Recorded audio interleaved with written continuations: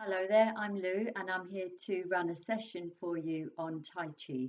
I'm an expert in Tai Chi and Qigong, running sessions on behalf of and in association with Parkinson'S Care and Support UK. Today's session is going to be the warm-ups as we've done before and the same sort of close down, but in between I'm going to focus on distributing your weight well, which can help a great deal with balance. So can help to stabilize you, ground you, and help prevent falls and accidents. So let's crack on and have a good session. So here we go. So as with other videos, same warm-up. So feet hip width apart, one hand just hooked inside the other, knees soft, and just come through the waist. 1, 2, 1, 2. An ideal number is 6 each side, 3 the absolute minimum. I may just do different numbers for today just to give you more content in the video. And change. One arm up, other one on the side of the waist, and shift the weight over. So same leg and arm, bend accordingly. So the hand that's on the side of the waist pushes your weight over, nice and easy. Good. As I've mentioned in all my other videos, with Parkinson's, obviously, your hands may shake, etc. So please just allow the body to do what it needs to do. Try not to stop it because you're actually going to block the energy flow. So feet together now, hands laced together, palms facing upwards. Now turn them to face down. Keeping your legs straight, just go as far down as you can and then come up and gently stretch up and back. And again, come down and stretch up and back. And again. And just keep going. So important here not to bend the knees. And if you only can go that far, then so be it. That's fine. So one more. And obviously go slowly as you come up so you don't get dizzy. So feet wider apart. I'll just adjust my computer here so you can see a bit better. Feet wider apart, just as wide as you can go. One hand on the other wrist and shift the weight over. And then other side. So one leg is bent, one leg is straight. The important thing is here to keep your hips forward. So no turning like so or leaning over too much here. Just shift over. Good. One more each side. So these warm-ups start teaching us to shift the weight, which is important. And these kind of stances will hold your weight if you think that you're going to fall. This one's a bit more tricky. Hands in fists across, hands in fists and then across the chest. So the arm that's furthest away from your body comes up, the other one down. Then as you turn the wrists, you bend one leg, straighten the other. These arms are like in a curved position. You look down the straight leg. Come up to center, both legs straight, cross them the other way. So now the arm swap, the outer arm up, the other one down, and open up again. So each time you cross the arms in a different way, so you have a different arm furthest away from you. And again, just using the legs to open up rather than hovering over with your upper body. And one more each side now. And last one. So now we come into what I call the 2 lunge style ones. So you're going to bring the back foot in at a 45-degree angle, front foot to this wall, one hand at the base of the spine, palm away from you, other hand here. Important thing is here not to cross the arms in front of you. Bring the weight forward into your front leg, then lift that foot as you turn, lift the other one and repeat the other side. Shift the weight, turn that foot round, then the front foot. I've covered this in a few other videos. But what you're doing is shifting the weight back, the front foot lifts, with the heel you turn it, and then turn the other foot. And last one here. And keep the upper body as straight as you can. Now, same position with the legs. One hand on the other wrist. I put my right hand on the left wrist. Bring the weight forward, stretch up and back now. Turning back foot, front foot, and repeat the other side. Again, gently turning one foot at a time.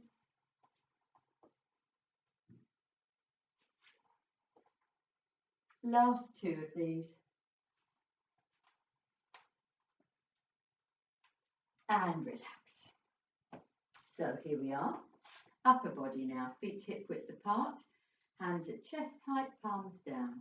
Open and then stretch. So it's 1, 2, 1, 2. 1, 2, 1, 2. Good. Again. Really good to stretch open the chest, the heart, the lungs. Very good if you have breathing problems. Just go nice and easy. And 2 more.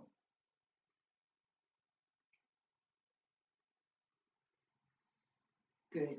And relax. Now, circling the arms backwards. Try and use the whole of the body. By that I mean that you're not just circling the arms, you're using all of this as well.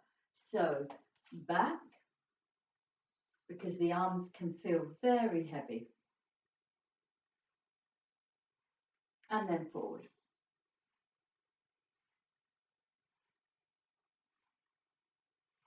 Okay, now just try this one. Your feet stay as they are. Just moving the waist, one arm forward, one behind, circling, moving the waist. So, like a windmill, scissor effect. The trick here is to move the waist and keep the arms moving. Then you come back to center and face the other direction to start the other way. And it's the same thing, moving the waist, one arm forward, one behind, one last time through, and then relax.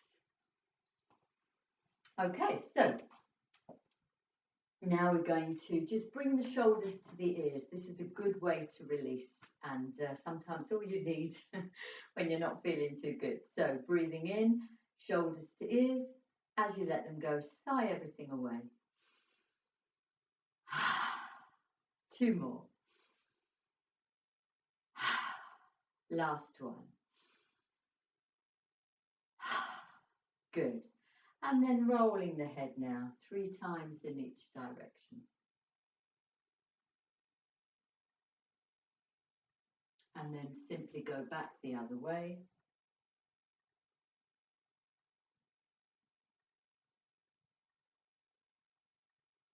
And just ease out the shoulders. Good, have a good shake out. This is really good just to do intermittently anyway.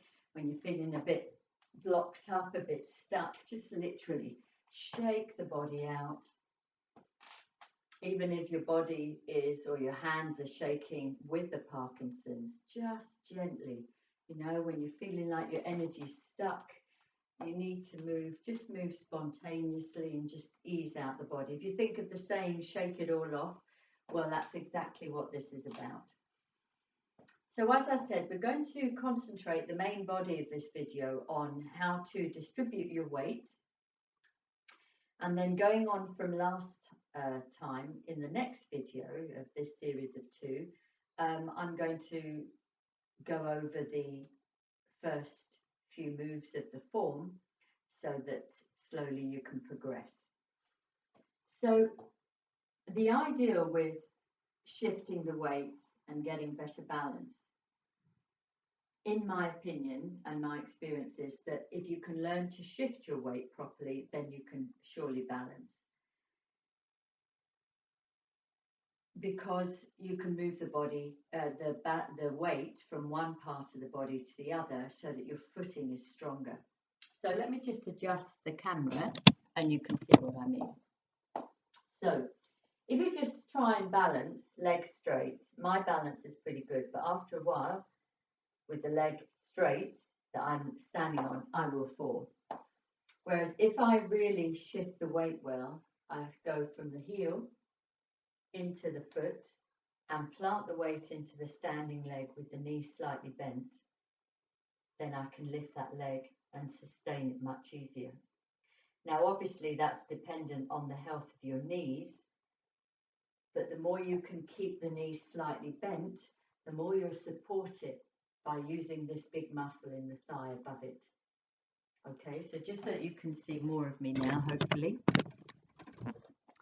I will just bring it back here. So once again, you have the heel down first, then plant the whole foot down and place the weight in that leg. Now, if you need to hold on to something to begin with, you might hold on to a radiator like I am, or the side of a wall or a window ledge, or even the wall. Try not to lean on it completely. Try maybe 2 fingers and just sustain that. And then perhaps as you progress, it'll be 1 finger. And then you can come away for a bit and then lean, and away for a bit and lean. Then we're going to try it on the other side. So the opposite heel comes down, and then you bring the whole foot down. Plant the weight just as if you were planting a tree or a plant in the ground, and then lift the leg off, the opposite leg off the floor. Now, that is shifting the weight and also standing on one leg, which is to help you balance. And learning to stand on one leg has been proven in America to help prevent things like strokes. Chinese apparently have known it for years, but it's been proven there, so people listen more, I think, unfortunately. Now, shifting the weight as well, like we did in the warm-ups, is also just shifting side to side. What a lot of people do, especially if they're going walking, is tending to sort of twist round, or if you need to move your body, twist round. That can harm your knees as you twist round, pinch your back, and won't always hold your balance. So a good way to do this, like I've taught in another video and for the warm-ups, is your feet are wider apart. So you shift the weight back and lift that foot by lifting the toes. Turn it, plant it back down. Then you shift back, you can bring that one in, shift it back again, turn here. So although my stance is wide, here I can prevent a fall or an accident. Whereas if I'm twisting around like this, I'm in danger of twisting the knees, but also I'm not really going to balance very well. So even if your stance is narrower, same thing. You know, you don't have to be super athletic and go wider. This is a good way if you're going walking on rough terrain, or even indoors, you know, you're not feeling particularly stable. It's a good thing to practice. Keeping your knees soft, shift the weight back, bring that foot in. So your knees are soft, not kneed, which is actually very comfortable for the knees and pretty gentle on them, even just being here, and then shifting the weight. Now, another way you can do it is forward and back. So however wide your stance is, let me do it this way to show you better. You can shift there and back. So you go forward and back. Now, as with any form of exercise, you never have the knee go over the toe. So it's not like you want to do this because that'll hurt the knees, just a rocking back and forth. Now, that said, watch it coming back as well, because if you press the weight here, it's in the knee, whereas ideally you bring the weight back into the bottom.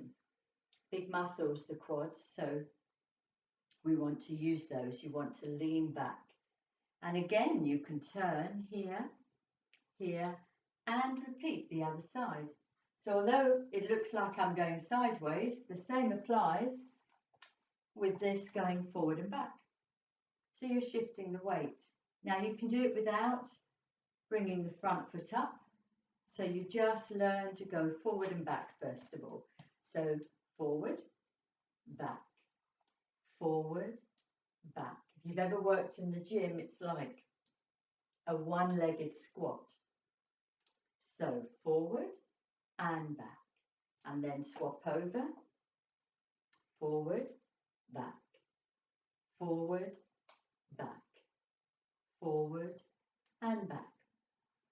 Now, a good way to start side to side, if you're not very sturdy or steady on your own 2 feet, is just knees soft and just learn to shift the weight side to side. So it's just hips moving. If you wanted to put your hands on your hips to make sure you're moving the right part of the body as opposed to turning like so, that's it. Side, side, side, side. Very gently. So if you're standing around waiting for something or someone, or you can practice at home, this is a really good thing to practice, to learn what it feels like to shift your weight from one side of the body to the other. And then you can slow it down, a bit like a pendulum swinging, and it slows down to find your center back in the middle. So you can find your center, feel more grounded and stable, and always knees slightly soft. So that's a great way to stand if you're waiting at a bus stop or for somebody to arrive, or getting impatient about something rather than, hips like this and getting angry. Place your hands, I've mentioned before, your lower dantian, just the thumb width below your navel. For gentlemen, you have, for the video, it'll look this way. You have your left hand touching that point first and your right hand on top. For ladies, it's your right hand and then your left hand on top. So gentlemen, your left hand touches your body first, right hand on top. Ladies, right hand touches the body first, left hand resting on top. So you will just stand here, knees soft, weight equal on both sides of the body. Upper body relaxed, that's an equal distribution of the weight on both sides of your body. So you can go left and right, forward, back, side to side, deeper, and turning as I did on the heels and shifting the weight.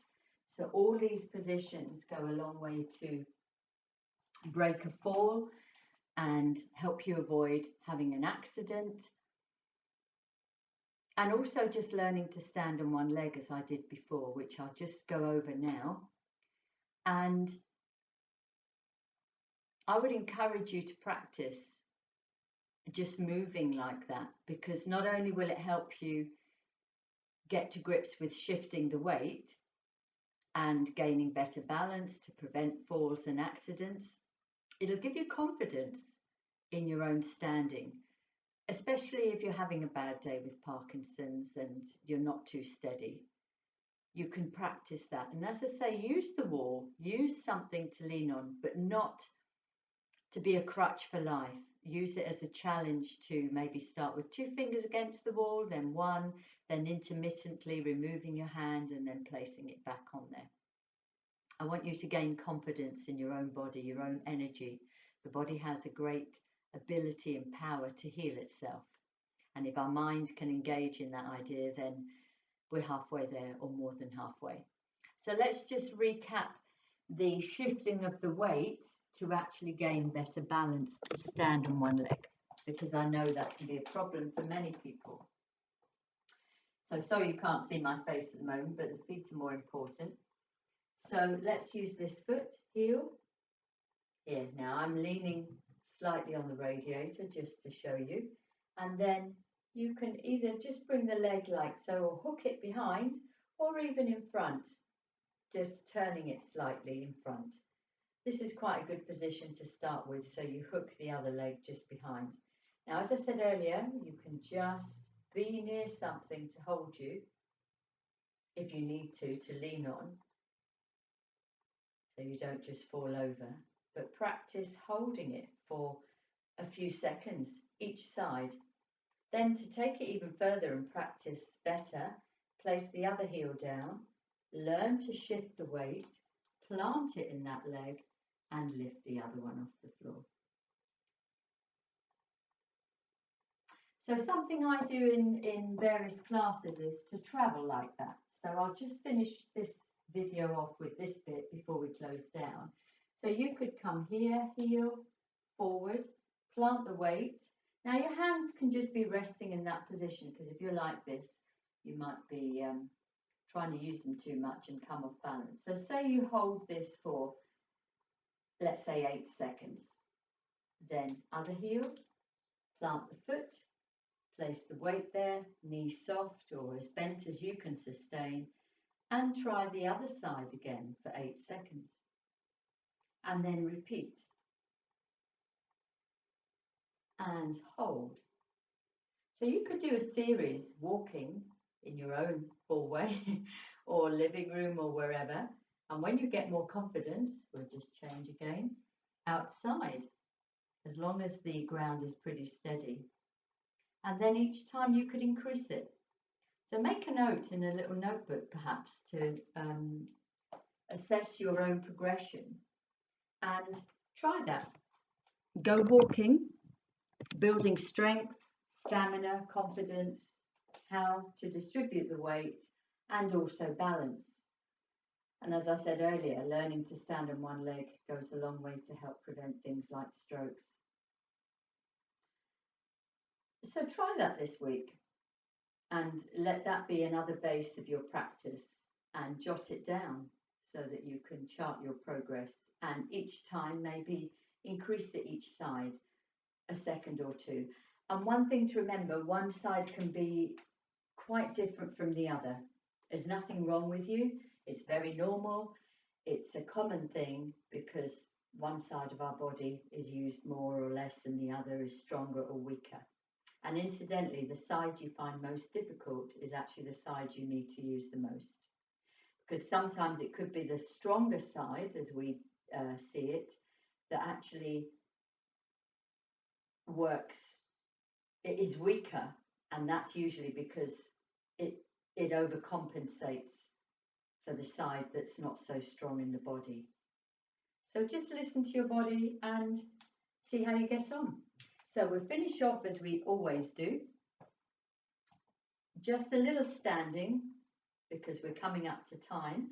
So for this one, feet hip width apart, knees soft, feet out or forward, horse stance. Hands out, elbows close to the body but not touching. Palms down, knees soft again. Looking straight ahead but not focused on anything in particular. And breathe normally through the nose if you can. Always eyes open for this. So if you've done a fair amount of practice, say 15-20 minutes, you only need to stand in this horse stance position for a minute or two. But it's a great way to finish and also to ground you, strengthen your legs, your circulation, immune system, bone marrow. A great thing to practice. Good all-rounder.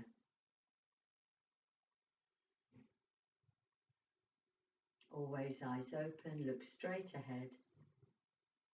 Relax. If your upper body's stiff, ease it out.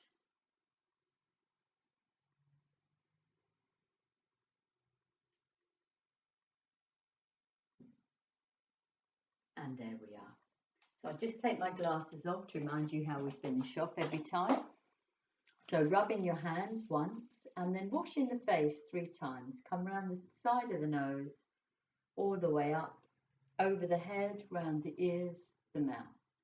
So nose, eyes, overhead, ears and mouth. One more time. Good. And then let's just close down to complete this. 3 times from your lower dantian, a thumb width below your navel, feet hip width apart. Breathing in, gather. Palms facing your body. Just store the chi, the energy down. So gather up to shoulder height. Palms facing you. Bring the energy back down. One more time.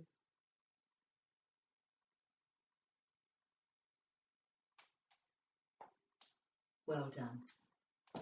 So I hope you enjoyed that, and I shall see you again very soon for another session of Tai Chi. Take care now, be safe and well. Bye bye.